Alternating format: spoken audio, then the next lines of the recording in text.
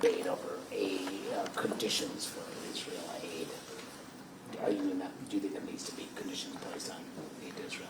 I would oppose unnecessary conditions. Implicit and often written into our security agreements with Israel is the understanding that they will follow international law like any other nation that we aid. I see unnecessary conditions as potentially straitjacketing Israel. We have to do everything possible, as Israel's doing, to make sure the IDF minimizes civilian casualties, provides for as much humanitarian aid as possible, and opens safe areas for civilians to go.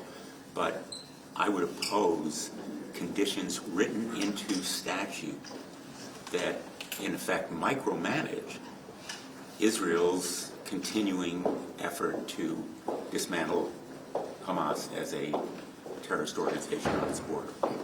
Do you think that you've been, after being back home for the past week, what's the level of concern you're hearing from Democratic voters in particular about the president's handling of the Israel war with Hamas and whether the president should do anything? I think that Americans in Connecticut and elsewhere are rightly concerned about the number of civilian casualties and the need for more humanitarian aid, hoping for an end to this war as soon as possible, but they understand that Israel has to dismantle Hamas as a terrorist organization because it is committed solely and irrevocably to destroying Israel and annihilating the Jewish people.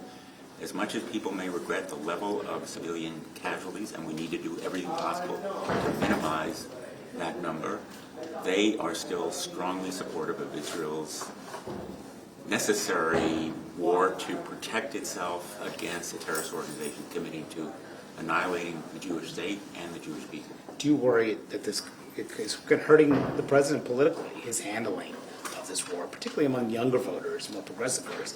Is this hurting the president?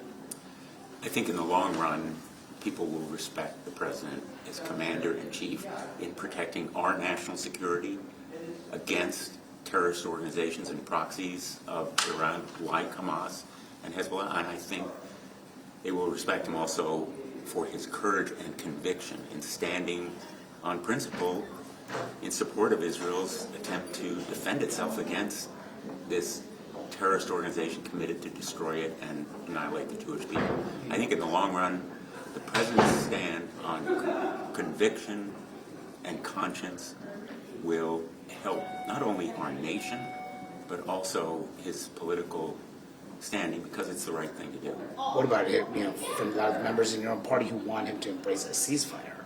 I mean, is he not, by not embracing that, does he hurt himself with that sizable group? There are passionate views on both sides, and that's characteristic of the Democratic Party. But in the end, I hope we will unite on a two-state solution, which will give Palestinians a right to self-determination and voice their views and interests, but also make sure that the state of Israel's security is guaranteed. I think in the long term, there are passionate views on both sides, but there is a place for unity in supporting a two-state solution, which will eliminate Hamas as a terrorist organization committed to destroy Israel, but also make sure that the Palestinian people have some right of self-determination. Do you think it's a mistake to embrace a ceasefire at this point? A ceasefire with a terrorist organization that is committed to destroy Israel and annihilate the Jewish people, I don't know how that can be accomplished. And I also think that Hamas is committed to repeat the October 7th attack. In fact, has said explicitly there'll be a second, a third, a fourth October 7th type of attack.